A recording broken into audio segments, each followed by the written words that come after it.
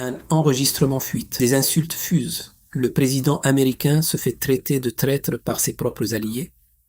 Pas par CNN, pas par le New York Times. Non, par Fox News, par les milliardaires qui financent le lobby pro-israélien. Mark Levin, figure de la droite américaine, insulte Donald Trump en privé. L'enregistrement circule. Washington tremble. Tel Aviv hurle. Et pour la première fois depuis des décennies, le vice-président américain ouvre le feu sur le gouvernement israélien. Quelque chose vient de se briser.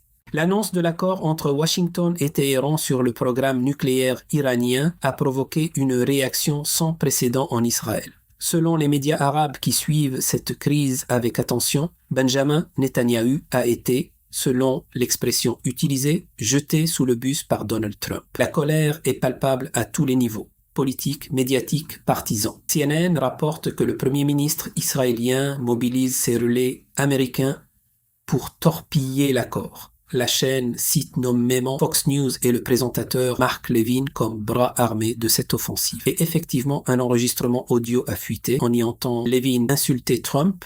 Il le compare au dictateur du Golfe, à celui de Turquie, à celui d'Égypte. Il l'accuse de ménager le Hezbollah au Liban. Cette attaque vient du cœur de la droite américaine pro-israélienne, pas de la gauche démocrate, des soutiens historiques de Trump. En parallèle, le vice-président J.D. Vance est sorti de son silence. Dans une déclaration publique, il a directement critiqué le gouvernement israélien. Il a nommé Itamar Ben-Gvir et Bezalel Smotrich, les ministres les plus radicaux de la coalition Netanyahou. Il les a accusés de nuire aux intérêts d'Israël en attaquant le seul dirigeant mondial qui les soutient encore. Le message est clair. Vous êtes isolés. Trump est votre dernier allié. Ne le perdez pas. Cette prise de parole de Vance n'est pas anodine. Il est perçu comme le futur candidat républicain à la présidence. Il incarne une nouvelle génération, plus sensible à l'opinion des jeunes Américains. Une génération qui, selon les sondages, rejette massivement la politique israélienne. Trump lui-même a publiquement humilié Netanyahou à plusieurs reprises en 48 heures. Il l'a qualifié de petit allié. Il a affirmé que sans lui, Israël n'existerait plus. Ces mots, prononcés par le président américain le plus pro-israélien de l'histoire récente, marquent une rupture. Pour comprendre cette crise, il faut remonter aux fondamentaux de la relation américano-israélienne. Depuis 1948, Israël bénéficie d'un soutien américain quasi inconditionnel. Aide militaire massive, protection diplomatique systématique au Conseil de sécurité de l'ONU, transfert technologique, coopération sécuritaire étroite. Ce soutien repose sur plusieurs piliers. Un lobby pro-israélien extrêmement puissant à Washington. Une convergence d'intérêts stratégiques pendant la guerre froide, une identification culturelle et religieuse d'une partie de l'électorat américain, notamment évangélique. Mais ces piliers se fissurent. Premier élément, l'opinion publique américaine évolue. Les jeunes générations, démocrates comme républicains, sont de plus en plus critiques envers Israël. Les images de Gaza ont circulé massivement sur les réseaux sociaux. Des candidats ouvertement critiques d'Israël remportent désormais des primaires au Congrès. Zahir Mamtani, maire de New York, a déclaré qu'il ferait arrêter Netanyahou si celui-ci posait le pied dans sa ville. Deuxième élément, la guerre de Gaza a exposé les limites de la stratégie israélienne. Malgré une puissance de feu considérable, Israël n'a pas atteint ses objectifs déclarés, ni contre le Hamas, ni contre le Hezbollah, ni contre l'Iran. Les médias arabes soulignent ce qu'ils appellent l'échec de la dissuasion israélienne. La courte guerre contre l'Iran a révélé des failles. Troisième élément. L'accord avec Téhéran marginalise Israël. Newsweek a publié une analyse remarquée intitulée « La question de la survie ». L'article pose une question inédite dans la presse américaine mainstream. Israël peut-il survivre face aux défis internes et externes qui s'accumulent? L'accord américano-iranien n'inclut pas les demandes israéliennes principales. Pas de démantèlement des missiles iraniens, pas de fin du soutien de Téhéran à ses alliés régionaux.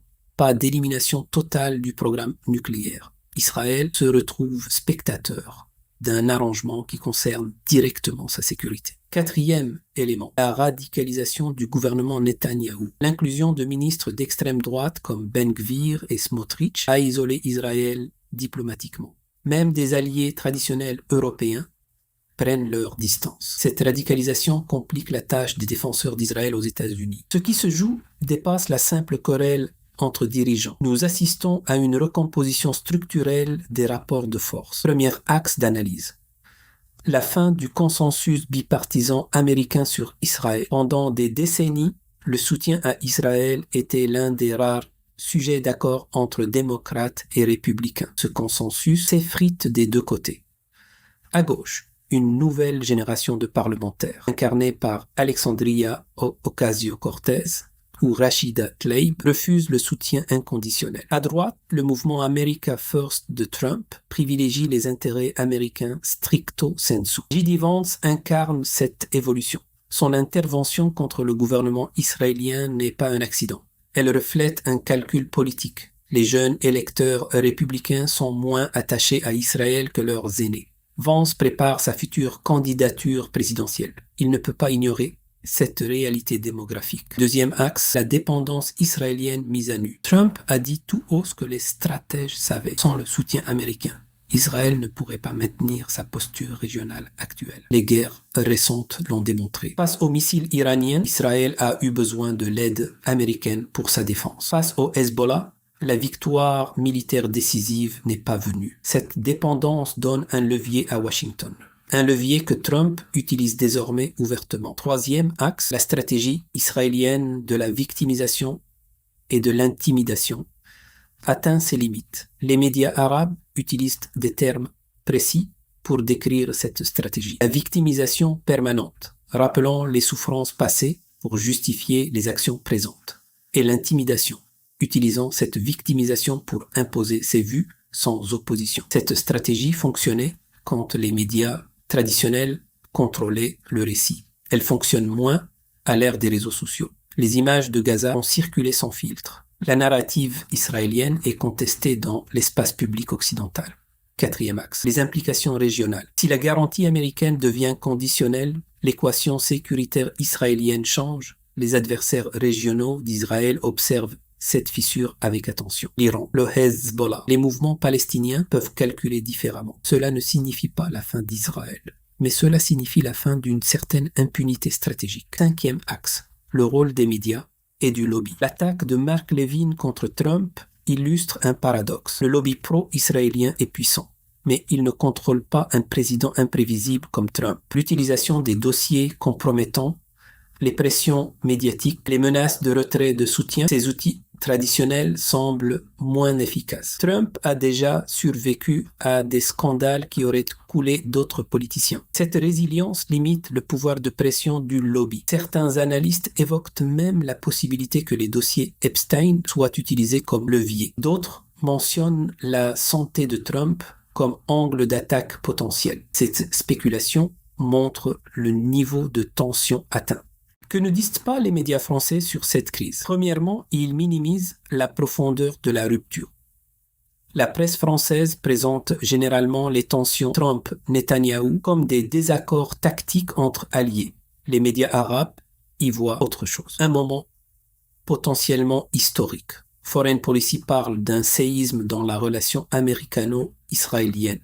Cette lecture est peu reprise en France. Deuxièmement, l'angle de l'isolement israélien est absent du débat français. Newsweek pose la question de la survie d'Israël à long terme. Cette question, légitime dans la presse américaine mainstream, serait impensable dans Le Figaro ou Le Monde. Elle serait immédiatement qualifiée d'antisémite. Pourtant, elle émane d'analystes américains, pas d'ennemis d'Israël. Troisièmement, le rôle du lobby est un tabou français. Aux États-Unis, CNN peut nommer les acteurs du lobby pro-israélien. Les journalistes peuvent décrire leur méthode de pression. En France, évoquer le lobby expose à l'accusation de complotisme. Cette différence de traitement empêche une analyse complète. Quatrièmement, la lecture arabe de ces événements est ignorée. Al Jazeera et Al Mayadeen couvrent cette crise comme un tournant majeur. Ils y voient les conséquences directes de ce qu'Israël a fait à Gaza depuis octobre 2023. Cette connexion causale est rarement établie dans les médias français. Cinquièmement, l'évolution de l'opinion américaine est sous-estimée.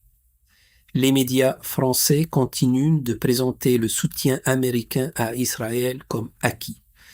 Les sondages montre une réalité différente. Une génération entière d'Américains remet en cause ce soutien. Cette évolution démographique aura des conséquences politiques. La crise actuelle entre Washington et Tel Aviv dépasse les personnalités de Trump et Netanyahou. Elle révèle des failles structurelles dans une alliance vieille de 75 ans. L'opinion publique américaine évolue. La stratégie israélienne montre ses limites. La dépendance de Tel Aviv envers Washington devient un levier utilisable. La question qui se pose désormais est la suivante. Assistons-nous à un ajustement temporaire lié aux personnalités au pouvoir, ou bien à une recomposition durable des rapports de force au Moyen-Orient? Les 10 à 15 prochaines années apporteront la réponse. Mais les graines de ce changement sont plantées aujourd'hui. Si ce décryptage vous a éclairé, abonnez-vous à Voix.interdite. Chaque semaine, nous analysons le monde arabe, sans filtre occidental. À bientôt.